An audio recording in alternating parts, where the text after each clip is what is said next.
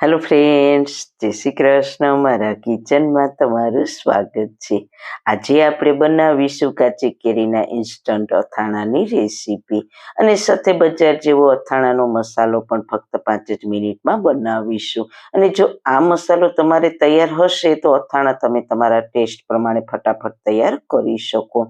અત્યારે માર્કેટમાં નાની કૂણી કેરી ખૂબ જ સરસ આવે છે, તો તાજે તાજું અથાણું બનશે પણ ફટાફટ અને ટેસ્ટ પણ સરસ આવશે. અને આ અથાણું ભાખરી અને થેપલા સાથે સર્વ કરશો તો ખાવાની ખૂબ જ મજા આવશે. તો ચલો રેસીપી સ્ટાર્ટ કરીએ. રેસીપી સ્ટાર્ટ કર્યા પહેલાં જો તમને મારી રેસીપી ગમતી હોય અને હજુ સુધી ચેનલને સબસ્ક્રાઈબ ના કરી હોય તો પ્લીઝ સબસ્ક્રાઈબ કરજો અને બાજુમાં આપેલ બેલ આઇકન પ્રેસ કરજો, એટલે નવી નવી રેસીપીના નોટિફિકેશન મળતા રહે. વાળના તમામ પ્રકારના પ્રોબ્લેમ સોલ્વ કરતું આયુર્વેદિક તેલ જે અમે લોકો ઘરે જાતે તૈયાર કરીએ છીએ, કોઈ કેમિકલ્સના ઉપયોગ વગર, બિલકુલ નેચરલ છે. ઘણી આયુર્વેદિક જડીબુટી ભેગી કરી આ આયુર્વેદિક તેલ તૈયાર કરવામાં આવે છે. જો તમારે ખરીદવું હોય તો તેના ઓર્ડર અમે લઈએ છીએ.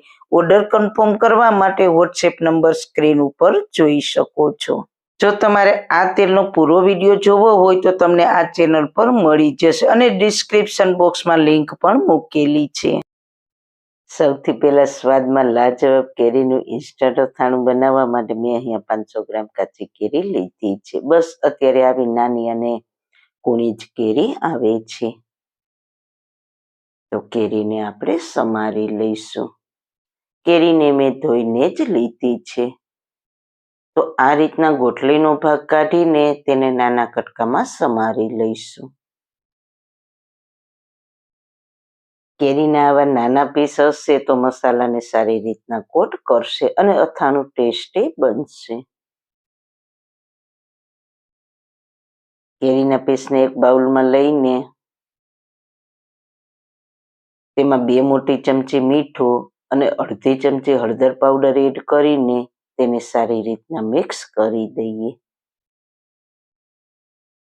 સારી રીતના મીઠું અને હળદર પાવડર મિક્સ થઈ જાય પછી તેને પ્લેટ ઢાંકીને 2 કલાક રહેવા દઈશું, એટલે કેરીમાં મીઠું અને હળદર સારી રીતના ચડી જાય. આપણે ઇન્સ્ટન્ટ અથાણું બનાવવાના છીએ એટલે 2 જ કલાક રાખીશું મીઠા હળદરમાં.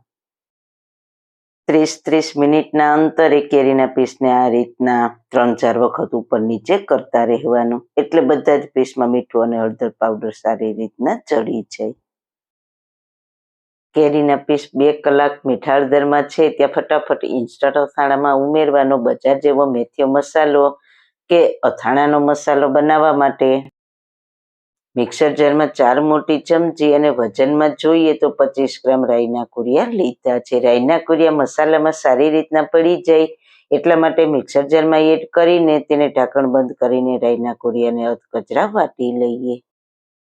તો તમે જોઈ શકો છો રાઈના કુરિયા સહેજ આવા અધકચરા તૈયાર થઈ ગયા છે. સાથે આપણે તેટલા જ માપથી 4 મોટી ચમચી મેથીના કુરિયા લીધા છે. ગ્રામથી જોઈએ તો 25 ગ્રામ છે. કેરીના અથાણામાં રાઈના કુરિયા જેટલા જ મેથીના કુરિયાનું પ્રમાણ રાખશો તો ટેસ્ટ સરસ આવશે. તેને પણ અધકચરા પીસી લઈએ. મેથીના કુરિયાને પણ મેં અધકચરા પીસી લીધા છે. આપણે તેનો ફાઇન પાવડર નથી કરવાનો.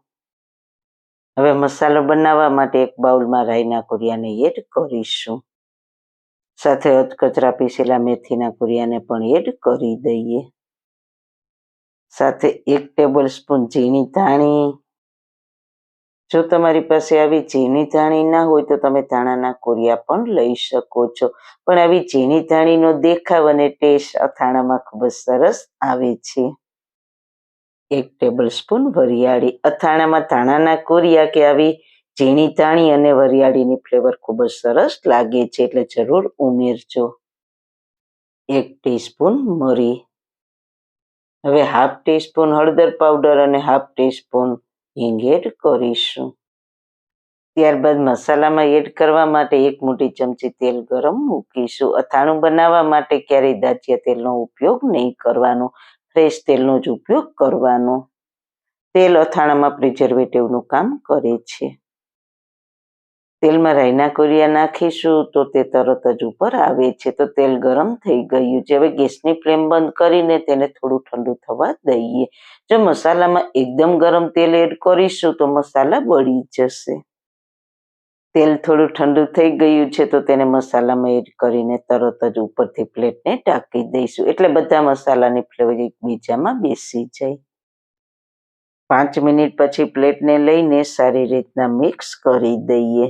સારી રીતના મિક્સ થઈ જાય અને મસાલા એકદમ સરસ ઠંડા થઈ જાય પછી થોડું મીઠું નાખીશું. મીઠું આપણે આગળ કેરીના કટકામાં પણ નાખ્યું છે એટલે જોઈને જ નાખવું.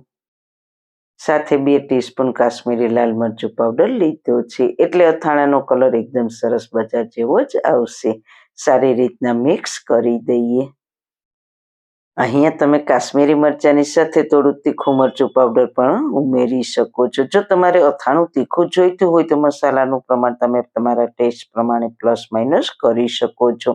તો બધી જ વસ્તુ મિક્સ થઈને આપણો બજાર જેવો જ અથાણાનો મસાલો તૈયાર થઈ ગયો છે. તો હવે અથાણાની સિઝન આવશે એટલે તમે વધારે ક્વોન્ટિટીમાં મસાલો બનાવીને તેને સ્ટોર પણ કરી શકો. તો આ રીતના કાચની એરટાઇટ બરણીમાં ભરી દેવાનું અને તેને બહાર 6 થી 7 મહિના સુધી સ્ટોર પણ કરી શકશો.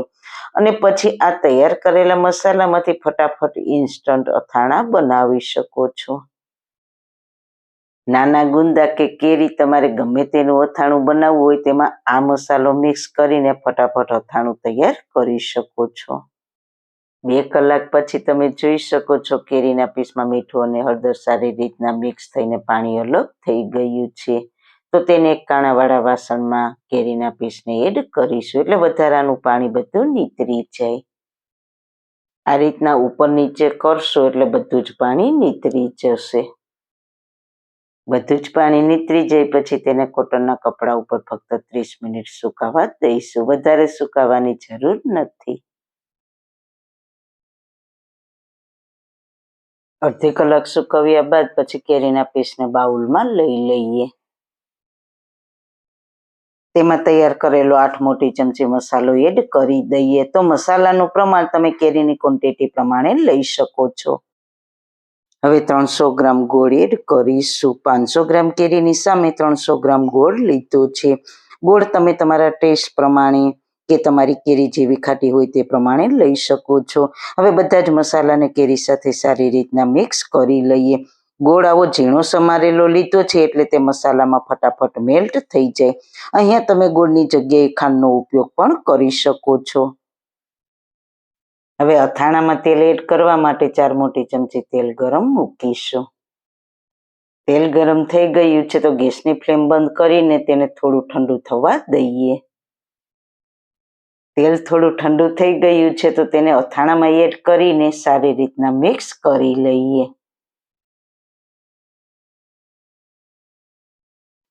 તો બધા જ મસાલા સારી રીતના મિક્સ થઈને ઇન્સ્ટન્ટ ગોળ કેરીનું અથાણું તૈયાર થઈ ગયું છે. તો તેને કાચની બરણીમાં ભરી દઈએ. આ અથાણું 1 મહિના સુધી ખરાબ પણ નહીં થાય. આ ઇન્સ્ટન્ટ અથાણું ભાખરી થેપલા સાથે ખાવાની ખૂબ જ મજા આવે છે. તો જરૂર એકવાર ટ્રાય કરજો. 1 દિવસ બાદ ગોળ મસાલામાં સારી રીતના મિક્સ થઈને રસાવાળો મસાલો સરસ થઈ જશે અને ખાવામાં સરસ ટેસ્ટી લાગશે. આગળ પણ મેં ઘણા અથાણાની રેસીપી મારી ચેનલ પર શેર કરેલી છે. તેની લિંક ડિસ્ક્રિપ્શન બોક્સમાં મૂકેલી છે. તો સારું ખાઓ, ખુશ રહો. આવી સરસ રેસીપી જોવા માટે તમારો ખૂબ ખૂબ આભાર. મારી રેસીપીને લાઈક કરજો, શેર કરજો, મારી ચેનલને સબસ્ક્રાઈબ કરજો. ફરી મળીશું એક નવી જ રેસીપી સાથે. ત્યાં સુધી બધાને મારા જય શ્રી કૃષ્ણ.